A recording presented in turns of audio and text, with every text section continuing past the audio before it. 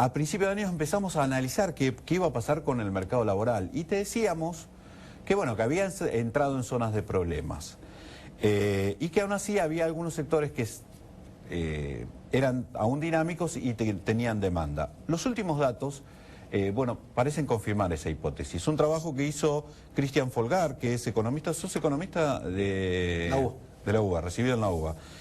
Cristian, fuiste secretario de Combustibles hasta 2007. Subsecretario de Combustibles desde el 2003 hasta el 7 de diciembre, hasta principios del 2007. Hasta el fin del mandato de Néstor Kirchner. Exacto. Sí, prácticamente durante todo el mandato de Néstor. Y sos profesor adjunto de microeconomía en la UBA y de historia de pensamiento económico en la UCES, que es la universidad. La Universidad de Ciencias Empresariales. Ah, ok.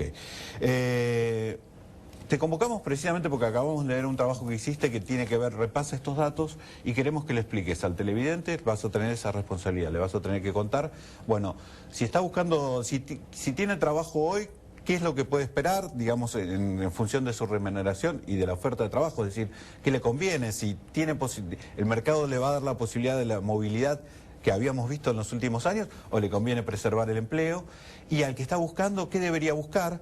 Pero a partir de lo que muestran los números macroeconómicos del mercado laboral en Argentina. Esa es la propuesta para hoy. Bueno, muchas gracias. Y obviamente vamos a apelar a tu condición de exfuncionario del área de energía para también tratar estos temas. ¿Te parece? Está muy bien, sí, perfecto. Vamos a una pausa y esa es la propuesta para hoy. Bueno, Cristian, a ver, yo te preguntaba recién fuera de cámara, ¿cómo se te había dado por revisar las estadísticas del sector laboral, siendo que tu métier o tu tarea habitualmente sos consultor en temas de energía? Y me contabas, repetí lo que me contabas. Sí, tomando un examen en la universidad, con mi ayudante nos pusimos a discutir de cuestiones macro y decíamos, las estadísticas laborales tienen que estar reflejando un problema básicamente de falta de competitividad. Y yo me centré básicamente en el empleo formal, porque el empleo formal es el más inclusivo. Si nosotros hablamos de inclusión, la idea es incluir a los trabajadores con los empleos formales. Uno le puede, digamos, el empleo informal o el trabajo negro, como habitualmente lo llamamos, mejor que exista que no exista, pero no es lo óptimo. La idea es que todos nuestros trabajadores estén en blanco. Sí, claro, es la segunda mejor opción en todo caso. Porque cuando están en blanco tienen estabilidad, cuando están en blanco el gobierno recauda impuestos, se pagan aportes patronales, se contribuye a las obras sociales, hay un círculo virtuoso. Y también porque el empleo formal también refleja una expectativa, porque no es lo mismo para una empresa aumentar horas extras que contratar a un trabajador. Cuando una empresa decide contratar a un trabajador, está apostando 6 meses vista. Pues nadie contrataría a un trabajador por muy poco tiempo, trataría de tercerizar o emplear horas extras. Y lo que vi en las estadísticas básicamente es que se confirma que el mercado laboral, si bien sigue creando empleos formales, no lo hace con el dinamismo que lo hacía antes, y ahora ni siquiera logra cubrir a aquellos que quieren salir a demandar empleo. Con lo cual, si uno separa el... O sea, no hay tanta oferta de empleo como la demanda. Como demanda, lo que nosotros técnicamente llamamos la PEA, la población económica activa, que son aquellos que están buscando activamente trabajo, que crece por un factor obviamente vegetacional, y a veces puede también tener fluctuaciones económicas. A veces puede haber gente que se retire del mercado, entonces uno puede decir, bueno, hoy el mercado laboral está mejor, pero no es porque tenemos más empleo, tenemos menos gente buscando. Sí, lo que se llama el desaliento, digamos. Exactamente. Entonces, ¿qué vemos nosotros en las estadísticas? ¿Podemos ver, señor director, los gráficos? El primero tiene que ver con la evolución que ha tenido el empleo, tanto en el sector público como en el sector privado, en distintos periodos. ¿Sí? Lo que ves en rojo es el sector privado y lo que ves en azul es el sector público. Exacto, y acá lo que se ve es cómo fue cambiando la composición. Esto es la creación de nuevos empleos formales. ¿Quién creó los nuevos empleos formales? De 2003 a 2007 la creación de empleos formales estuvo... Hasta aquí, que es rojo, que básicamente el sector privado. Todo sector privado. Digamos, el sector público no llega siquiera al 20% de la creación de empleo. Durante el periodo 2007-2011, es decir, durante la primera presidencia de Cristina Kirchner, siguió el peso sobre el sector privado. Siendo el más dinámico, pero creció. Pero ya se duplicó la participación del sector público. Y acá también inciden las estatizaciones que fueron fuertes en ese periodo, digamos. Por supuesto.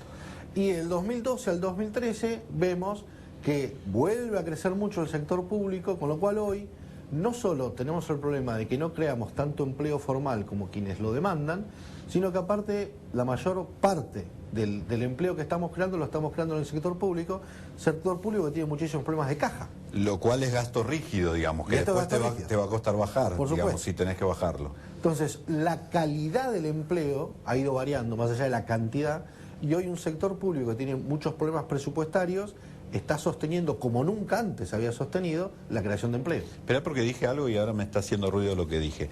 ¿Esto es creación de empleo o es el stock de empleo? No, esto es creación de empleo. Ah, ok, perfecto. Creación de empleo. Con lo cual ahí... Con lo cual, entonces, lo que es el efecto de las estatizaciones no tiene que aparecer. Bueno, puede haber... Porque en realidad es que se cambian de condición, pero no es empleo creado. Lo que sí es cierto es que eso está formando hoy parte de la nómina de empleados del Estado, que es, por definición, los gastos en sueldos son, por definición, un gasto rígido. Y ahora vamos a ver la otra placa, que tiene que ver con la pérdida de dinamismo que ha tenido la economía.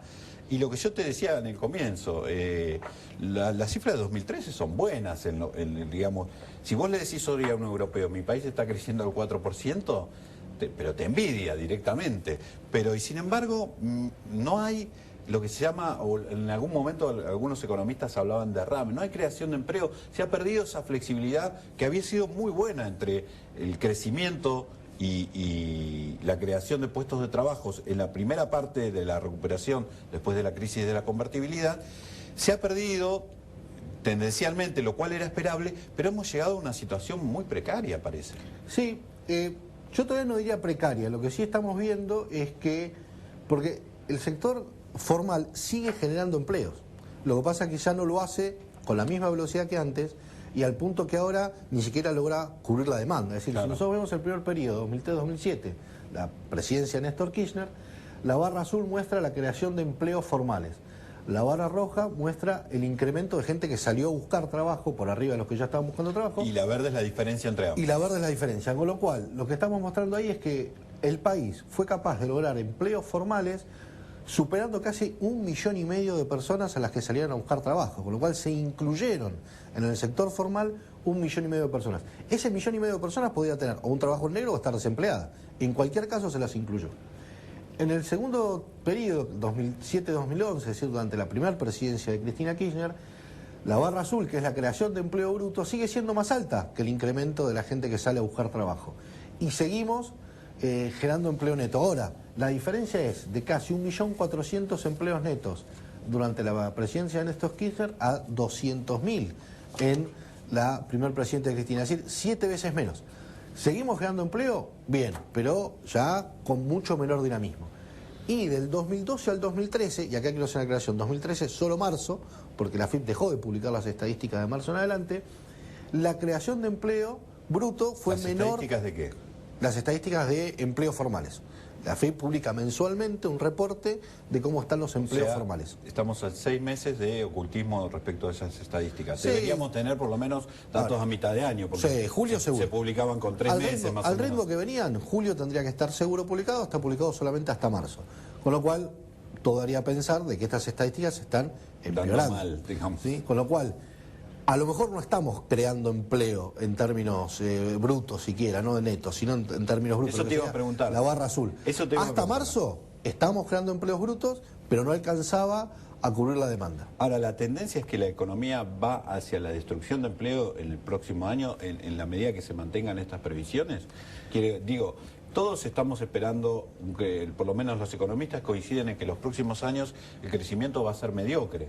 En el mejor de los casos, tasas muy bajas del 2 o 3%. Y con esta tendencia, es decir, la que yo marcaba antes, crecimiento en lo estadístico, pero con poco derrame sobre el mercado laboral. A ver, ¿coincidís? Digamos, depende qué medidas tome el gobierno. Es decir, acá va a haber un... No, claramente estamos haciendo... Pasa o no pasa después de octubre. No, claramente lo que estamos haciendo cuando hacemos, obviamente, valga la salvedad. Digamos, estamos proyectando esto como si fuera una constante, obviamente. Si cambiaran la situación o te lo voy a poner en términos muy gráficos.